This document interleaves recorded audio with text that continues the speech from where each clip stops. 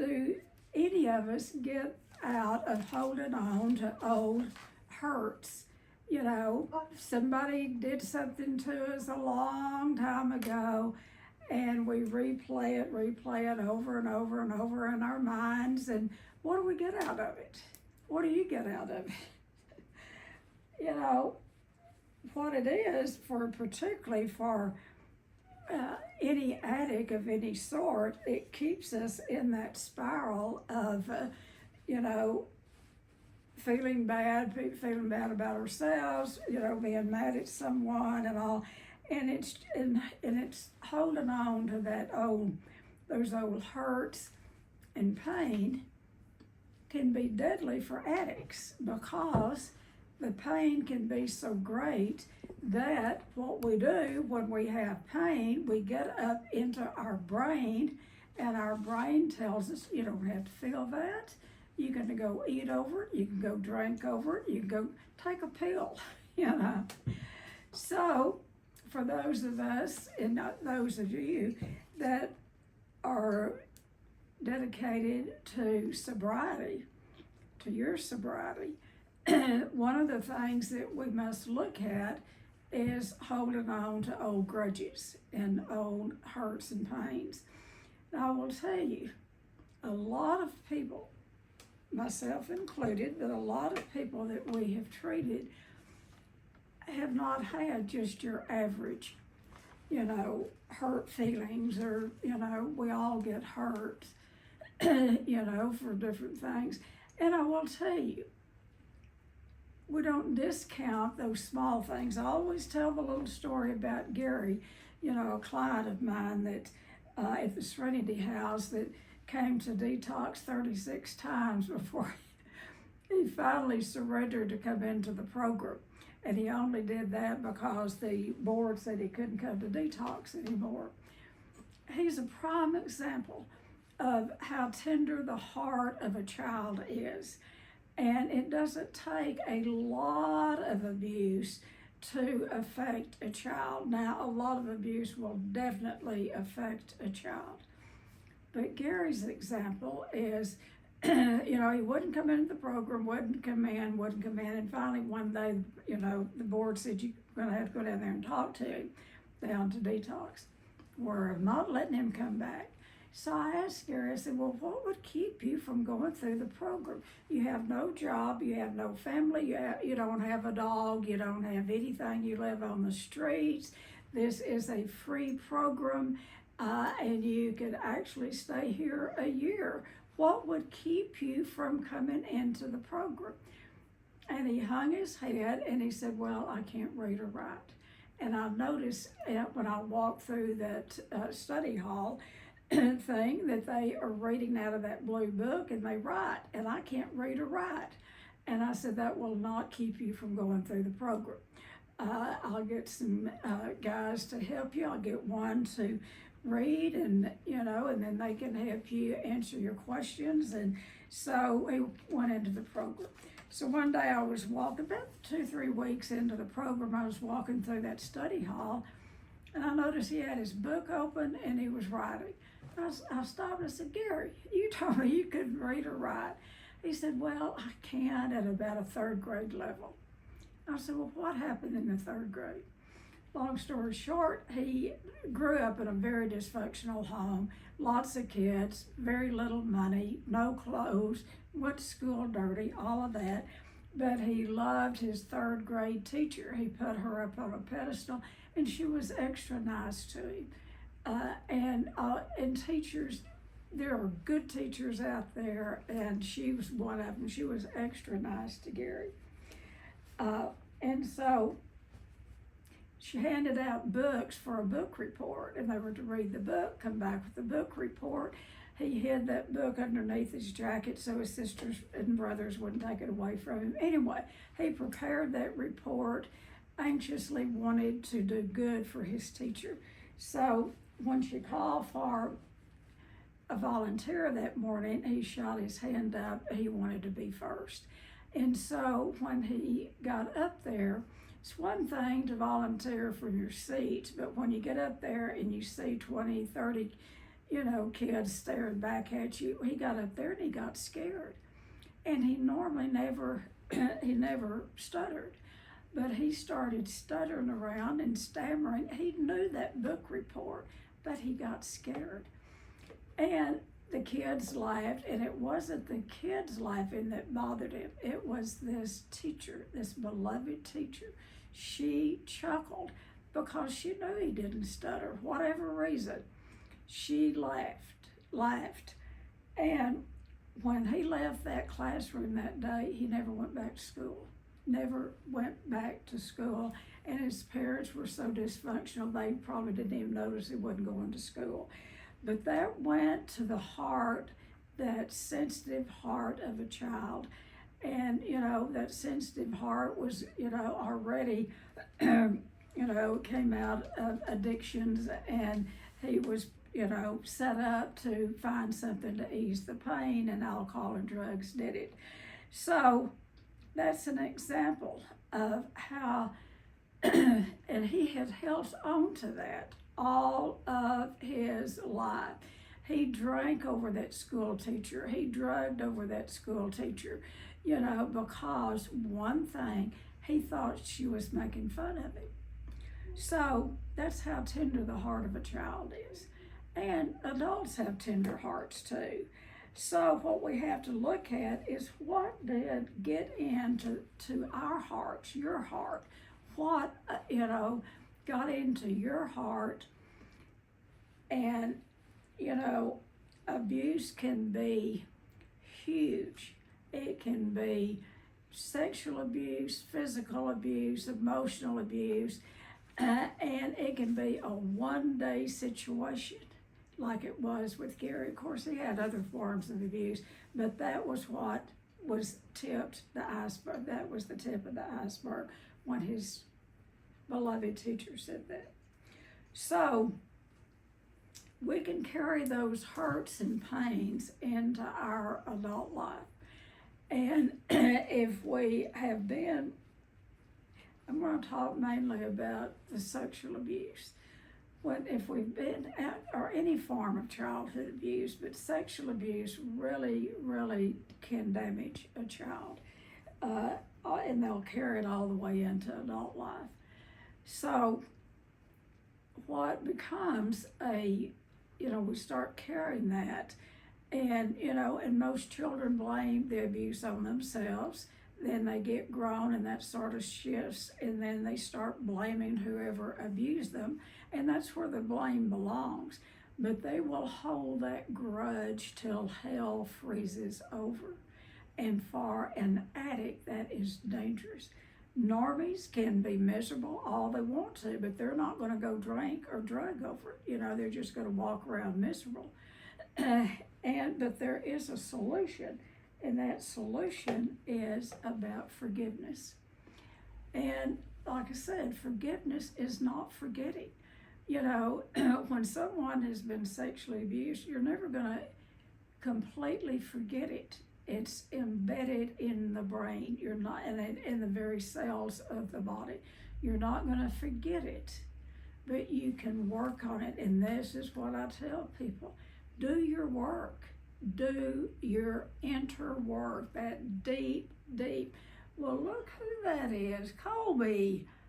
Look at him. Good morning. I couldn't figure out who you are. I don't see real good these days, but it's good to see you.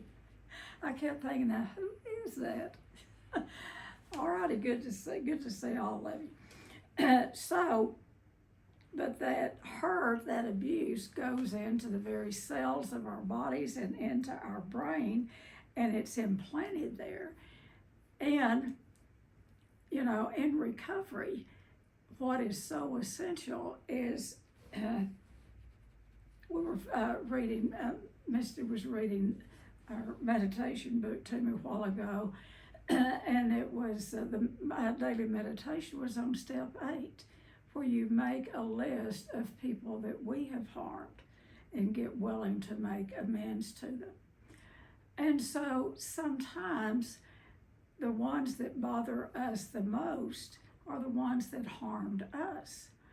And, this is where, yes, we must, look at the people that we've harmed in our disease and get willing to make amends to them.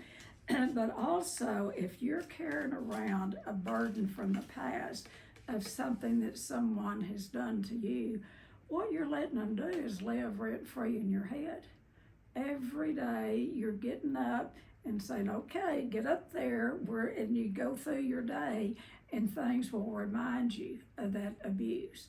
Something will come on TV, you'll see in a movie, something you'll see or hear on music, or the change of seasons. Something will trigger that memory of the abuse. And when that memory of the abuse comes up, and then the rage and anger comes up, what that tells you, maybe you've done work on it. But if you have a moment of where that rage and anger comes up, what it tells you, you have more work to do. What that tells you is come back and do another intensive. We pull off that hurt and pain and anger just a layer at a time. And if it's still there, what I say is you keep working on it till it's no longer there. And one of the things that I believe that we do have to get our mind into the idea of forgiveness, of forgiving those who have harmed us. And when that harm has gone deep, and when that harm has affected us all of our lives and into our adult life, what I want to say is bless everybody's hearts, bless our hearts that it's done that. But if you continue to let it live rent-free in your head, then we become our own abusers. We abuse ourselves. We get up of a morning, we get to thinking about what they did or what that one person did to us, and then we let it just live up there, twirl around, and maybe it doesn't do it every day. Maybe it's once a month, maybe it's, every quarter or whatever. If it's still there, there's work to be done. Now, when there's been, and any abuse to a child is severe, but when you've had sexual abuse, it's hard to get to forgiveness. And I'll tell you, the way that I've been able to forgive my own parents for the harm that they did is, hurt people. And what I had to do is I had to go back and look at their history. Well, my gracious, they didn't have it. I mean, they had it worse than I did. And then the generation before them had it. This is a generational curse, and it's passed down from one generation to the other. If the abuse takes place in the home, you can mark it down. If your parents are your abusers, they were abused. They learned this behavior somewhere, and they are passing it on. Do they intentionally do that? No, they don't know any better. And when parents pass on their abuse to their children, what that tells you is that they have not done their work. They're still carrying it. It's still alive and well in their psyche, in their, and in their body. And so they pass it on to their children, to us. And then we pass it on to our kids. But it can stop in one generation. And how we stop it is we begin to live in an attitude of forgiveness. Are we forgiving them for what they did to us? No. You'll never, ever get, if you've been severely abused, it's going to be with you. It's in your memory. It's in your DNA. You will have it there. But it does not have to take over your life. And like I said, if we do that, if we live in unforgiveness, what we do is we continue to give the power to the abusers.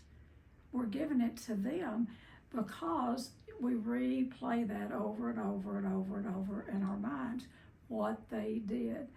And a lot of people wait around for their abuser to come to them and make amends. Well, mark it down. I've worked with a lot of people, and unless they show up in Family Week, unless and I have had this happen, we've had it happen a lot, where during Family Week, the abusers will show up. And if they're willing to do their own work, and sometimes that means we've had them go across the street on Friday from Family Week to walk across the street and check themselves in treatment. And when that happens and they get treatment and everyone in the family begins to get treatment and get help, that's when forgiveness is going to take place. And that's when family systems change. That's why we're so big on doing family systems work, because the whole system gets sick. Now, if your family chooses not to recover, doesn't keep you from it. What that keeps you from doing is what I would recommend is don't spend a lot of time with them. Who in the world would want to hang out all the time, day in and day out, with people that have abused you and haven't gotten any help? We do an exercise with clients and family members at the end of Family Week, and it's a forgiveness workshop. A forgiveness. A lot of y'all have been in there, and it is about asking for forgiveness. And each family member gets these forms to fill out, and they have 5 blanks, and some people do more than 5. And what they ask, I have them sit in chairs and face each other, and the one that's, they take turns, because both of them have something to ask their loved one about forgiveness. And, the process is, will you forgive me for? And they, state what they've written down about what they're asking forgiveness for. Now, sometimes it shocks the family members, because it can be so small that the family member, has almost forgot that it even happened. But that's why we must get this stuff out and talk about it, because what happens to a child can seem small to an adult. But when that's planted in the soul, the heart, and brain of a child, and you carry that around until adult life, it has a way of growing. It has a way of getting bigger and bigger and bigger, And so that's why in Family Weeks, we wanted to look at the past, but we don't want them to live in the past. Sometime we're going to have to get past the past. And forgiveness does that. Now, like I said, we may not ever forget it, but it's going to lose its spark. It's going to lose its so much deep hurt and pain. I'll tell you, I have had several families, and we've been doing this for 40 years. And I'll tell you one family that the man had 6 kids, and we treated him about 35, 38 years ago. And that he abused all of his children and sexually abused them. And he agreed to come to Family Week. And what happened in that last day of that, when we do the forgiveness, God showed up. I just have cold chills thinking about it. God showed up in that room. And that man got to share with his children how he was abused. He didn't in any way take away what he had done to them. He was not doing it as an excuse. He had carried this burden a lifetime, had no contact with his children, no contact with the grandchildren. What I want to say is that family has been restored today. Each one's gotten their own help. There was 2 that didn't, and they're still estranged from the family.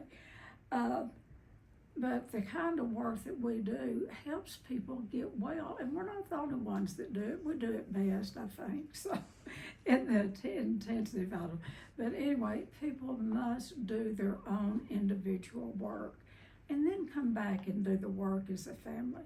But only those that have done their own individual work are going to benefit from the wellness. They're not going to, they've got to look at themselves before they can actually step in to their own, a willingness to own their own part in the abuse, and then to look at where they came from. So we must, like I keep going, we must go back and do the hard work to see where this is coming from. And when you are living in unforgiveness, what you're living in is unresolved resentment. Resentment is, we've talked about this, the definition of resentment is to refill.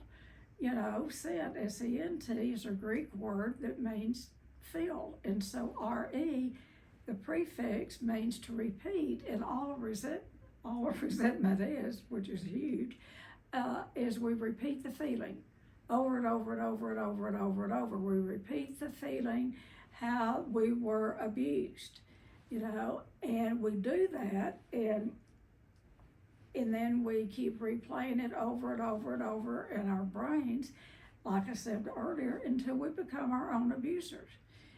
To walk around and have that living inside of us, and you replay it, an instant will come up and instantly remind you of the abuse. And then it falls into the category of, because resentment is someone does something to us and we resent them for it. And we replay that old resentment over and over and over and over. And then we get mad at ourselves for doing that. But we can't stop it. And so we have a self-resentment. Now, not only are we resentment of that person, now we're mad at ourselves because we can't get over it. So we're mad at them, mad at ourselves, and then we stop and think, well, they did this to me. They're the ones who started this. So we get into, bless our hearts, we get into self-pity, resentment, self-resentment, and then self-pity. Self-pity for an addict is the most dangerous place to get, because it's pour me another drink, or pour me another milkshake. For an addict of any sort, we've got to stay out of the poor me's. That's why, when people or myself, when I would get into feeling sorry for myself, sometimes I would leave the Serenity House. I most of the time would stay till the group was over. Sometimes I'd have to leave, and I just tell this is before I ever addressed the sexual abuse from my past. But it was coming up, but I didn't have that full knowledge of it. So I just tell that my co-therapist finished the group, and I'd get in the car and go to a meeting. If I caught 15 minutes of a meeting, that was enough. I'd go sit in an open AA meeting, or I'd go sit in an Al-Anon meeting, and I would listen, and I would listen. And that's how I got well. I live in wellness today. I know what living in sickness feels like, and I'm not going back there. I know what wellness feels like. But I've had to do the work, and I look at you folks. Y'all have done the work. That's why you can live in wellness today. You've done it, and you're doing the work. We do it every day. So what it is, if you're living in that not willing to forgive, you're living in resentment because you're remembering. And it's hard not to remember what those folks have done to us. But what good is it doing you? What are you getting out of what they did to you? So, forgiveness is not saying that what happened was okay. You're not agreeing that it was okay. It was not okay as a child to be abused in any way. And one of the highest forms of abuse is, and people don't look at this a lot because, we have these other things that are really abusive, Well, I'll tell you, one of the highest forms of abuse is neglect and abandonment. Now, I will tell you, you're well put together families. And I'm saying this not as a criticism, but you look at people, and I'm going to name them. And this is where when kids grow up in a family where the father is a pastor, particularly if they're a pastor of a large church, that church owns them. They do God's work, and it's good work, but majority of their time is spent at the church, or it is spent working with, a lot of pastors. They counsel there. I think they're getting a little bit out of that today. I hope they are.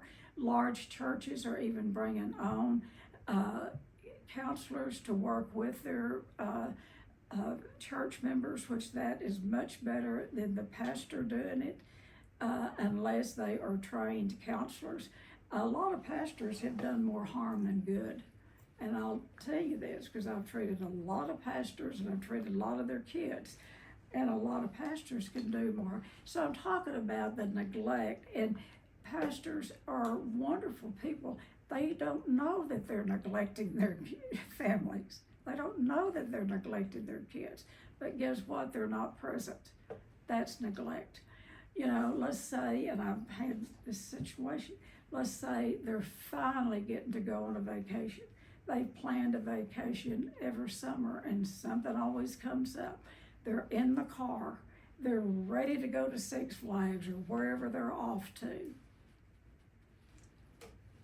And the pastor gets a message, gets a call. And someone in his church has died.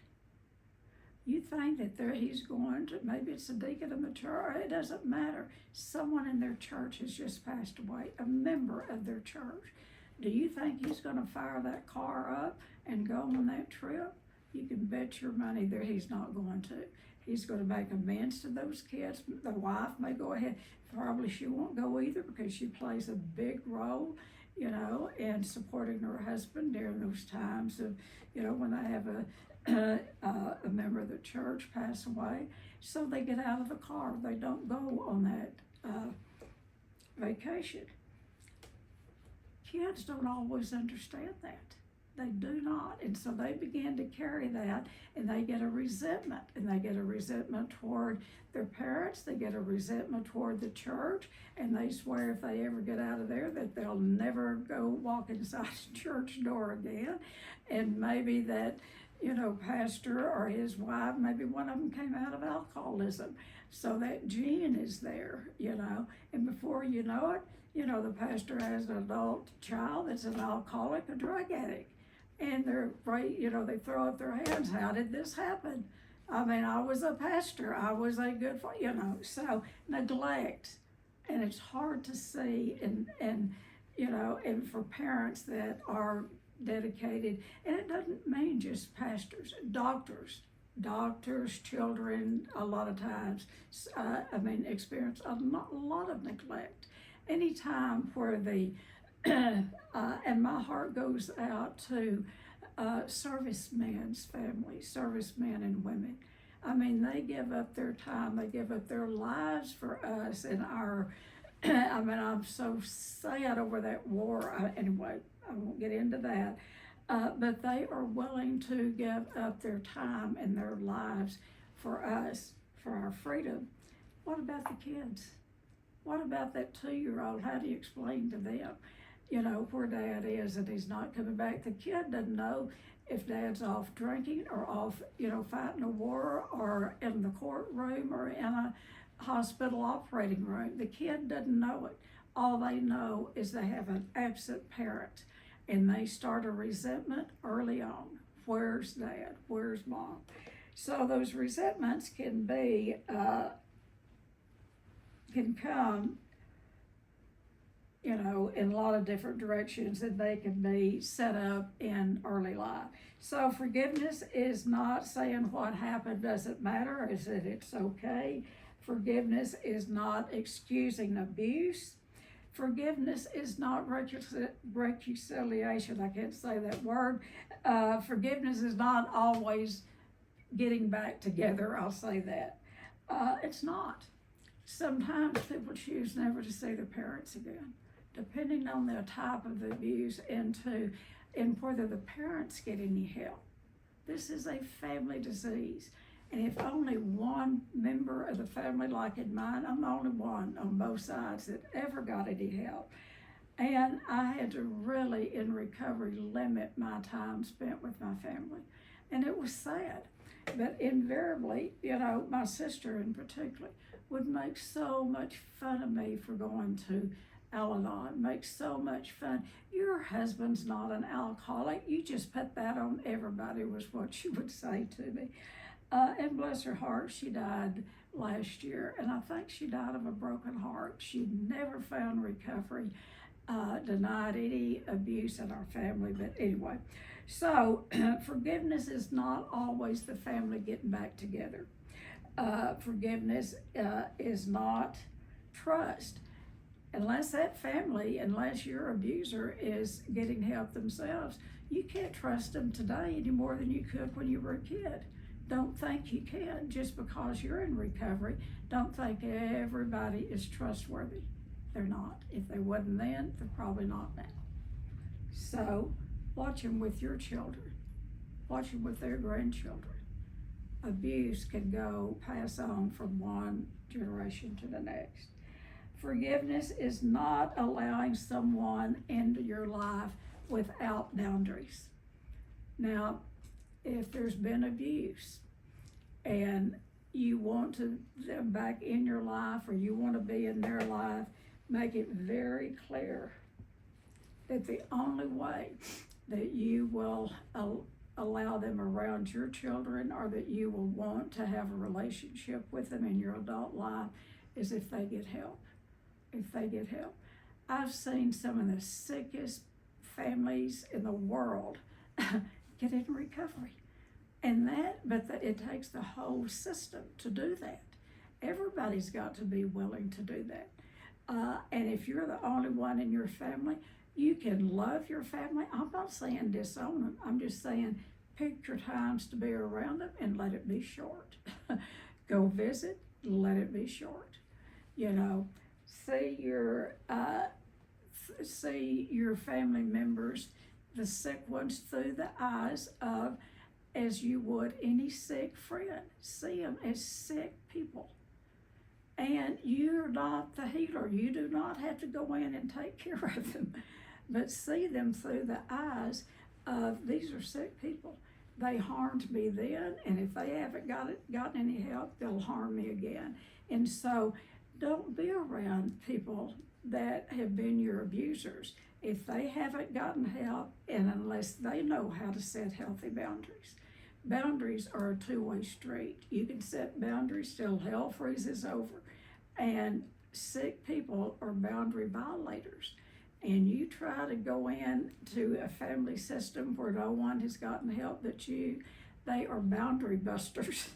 And then they'll say, well, what do you mean you can't talk about so-and-so? Or what do you mean you don't want to see Uncle so-and-so? Well, what do you mean? Because they'll say things like, well, you just got to forgive and forget and let's go on. Yeah. And sometimes you have to choose not to be around your family or limit your time around your family. Okay, here we go. And don't believe, and it's not about trust. If you're still around untrustworthy people, that's not about them, that's about you. You're choosing to be around untrustworthy people. But just know when you go in there, there's not going to be any changes. But you can go in and set a different example.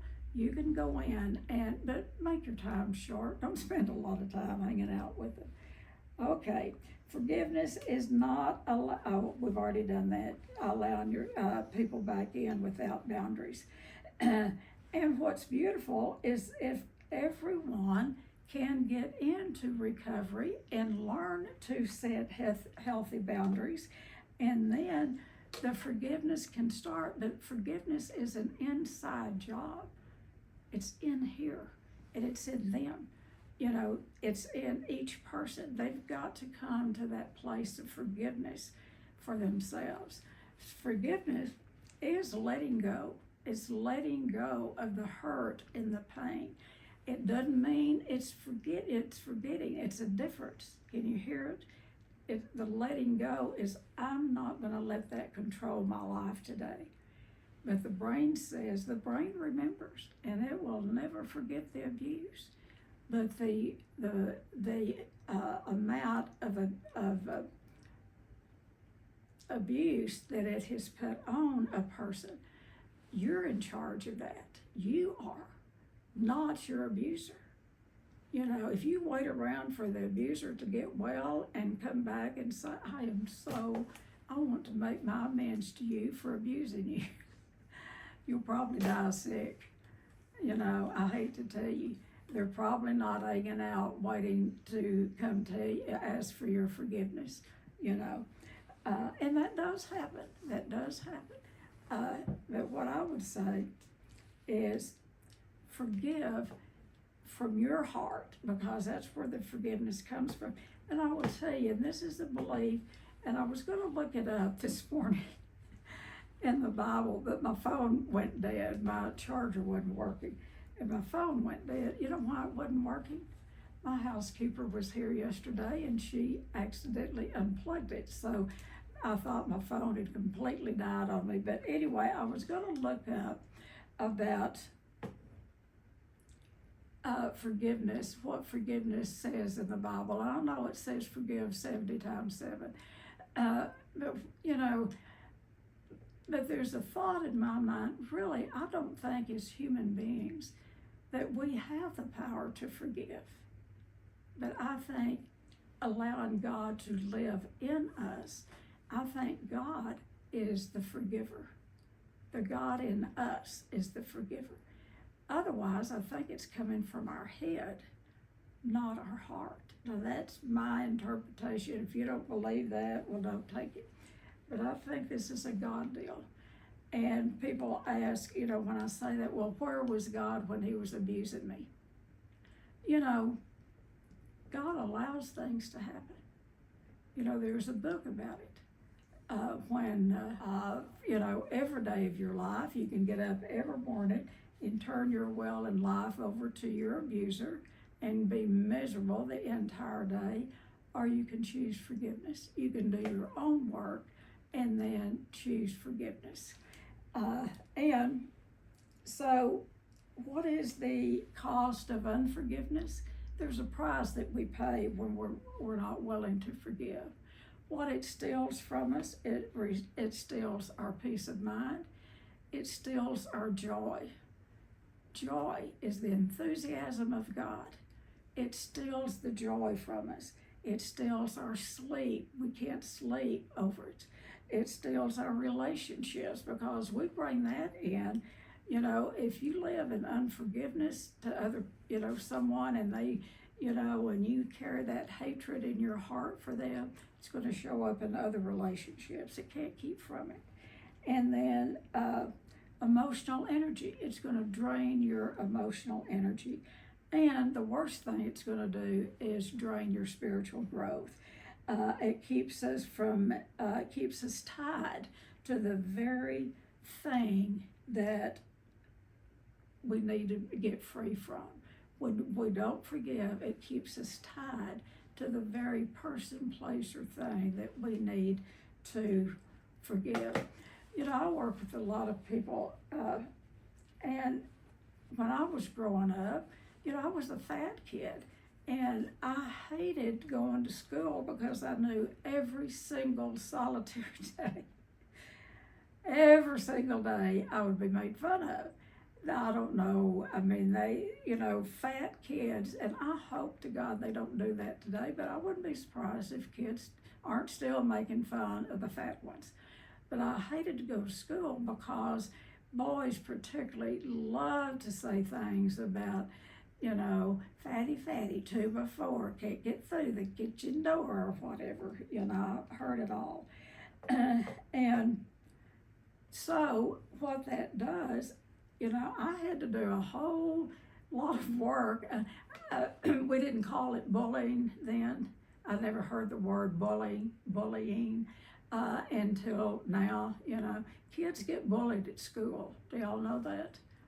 And it's like if you're going to belong to the good group, where the popular kids are, part of that, it seems like, comes along that you got to be a bully. You got to bully those weak kids. You got to bully the fat ones, whatever. And so those kids need to be, they were big on my man's list. I had to forgive those kids from the bullying. And because what it does, it keeps us tied from being free. And I could hear that stuff replayed to me. I hardly can remember it today, but if I sit here long enough, it'd come back to me. Healing cannot happen while we're constantly reopening the wound. This is one of the things that it's like talking out of both sides of my mouth, in that I encourage people to work on your abuse regardless of, there's no small abuse. If it happened to you, regardless of the event, if you're still carrying around, that is big enough to do the work on. And what I say is do the work till you're free of it. And what that means is you're free. You're not giving it any power. You've taken the power back from whoever abused you, Now, and I've already said this, but if you don't do that, you join them and you become your own abuser. Well, had I been thinner, had I been smarter, had I been this, had I been a better wife, had I been a better husband, had I not drank, had I not done this, had I not, we become our own abuser, and we participate in our heads, and then we don't blame them for not, for abusing us, because, we join them. We feel like we deserve it. So this is a lot about forgiveness of ourselves. So like what I was going to say, to keep reopening that old wound, one of the things we say is do your work and stop putting a Band-Aid on it. A Band-Aid, and I am all for therapists. I would not be in this work if I didn't. But if you've sat in a therapist's office for 5-10 years talking about the same abuse, and they don't refer you either to an intensive or a trauma-informed therapist or to inpatient treatment, if you've coupled that abuse with any form of addiction, such as overeating, undereating, drugs, alcohol, work addiction, if they haven't referred you out to more appropriate care, a different level of care, I'm very strong in this. They need to be sued for malpractice because they are not helping you. Now, what I say is a therapist like that is going to be really good to carry you through. What I say is for therapists to refer their clients to either us or somewhere to get some deeper, longer term help, and then go right back to that therapist and continue your work with them, because that might encourage the therapist to go and get more training, because it does take specialized training to work with trauma clients. I've got Karen's the master's level LPC. Kim's getting her LPC, master's level. She'll get it in December, and so I need to get half of that. Her graduation, Karen and I said that she needs to divide it up in thirds, because we talk to her every day about her lessons, and I love it. I'm learning a lot, from Kim. But anyway, we all agree they're not learning. They're learning zero about how to work with trauma. Zero. You've got a master's level degree therapist, one of the best therapists anywhere, right there, with Miss Kristen, and she shook her head. They don't get it in school, and I'm not faulting the diplomas. I'm not faulting the universities. They don't know to teach this, so you have to go and get specialized training. I spent $12,000 learning from Pia Melody and from 3 professionals, different professionals, and how to work with trauma clients. $12,000 altogether, and a lot of time to be trained to do what I do. I didn't just dream it up out of my head, you know, but I get master's level. We used to get a lot of them to come here as interns. They know jack shit about how, excuse my language, about how to treat trauma clients. And it's not their fault. They don't learn it in school. This is specialized training. So make sure when you pick a therapist, if you've had any kind of trauma, ask the questions. Are you trauma informed? Have you been trained in how to deal with trauma? Because if you don't, that's on you. And when you have something to come up, and it will, and all of that comes up, if a therapist hadn't been trained to deal with it, and you might even go into regression sitting right in their office.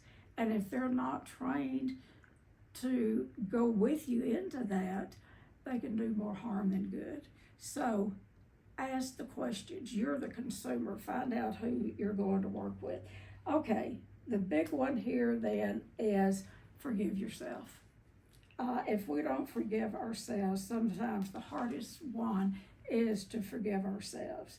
And we replay our poor mistakes and our poor choices over and over and over and over in our minds. But what if, just what if, God offered you grace?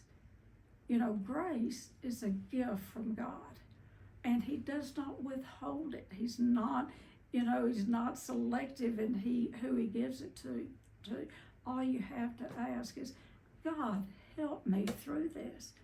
And He will, and He gives you grace, His grace. And what we have to do is reach out and embrace God's grace and forgive ourselves. We are His children, and He loves us unconditionally, and He loves our abusers. That's the kicker. He loves our abusers. Now, do we want to grow up and hang out with our abusers all the time? No. But for us to let go, we must forgive them. And sometimes we don't even have to speak it out loud to them. We've got to be willing, and we've got to work. And, maybe it's in a letter. But you don't have to start hanging out with your abuser. You might just say it in a letter, a 2-sentence letter. I forgive you. And you're not doing it for them. You're doing it so you can live free. That's what I have. I could go on and on and on about forgiveness. And it's, forgiveness is not forgetting. I'm not asking you to forget the horrible things that happened to you, if the horrible things happen. I'm not telling you to forget being made fun of as a kid or whatever happened to you. I'm not, if you were abandoned as a kid, I'm not asking you to forgive that. If you had an abusive parent, I'm not asking you to forget it. What I'm asking is to let go by the forgiveness. When you let go, when you just forgive, it's like letting go of the string, that's so attached. Let them go. Let it go. Isn't there a song, Let It Go, something like that? All right, what do y'all have?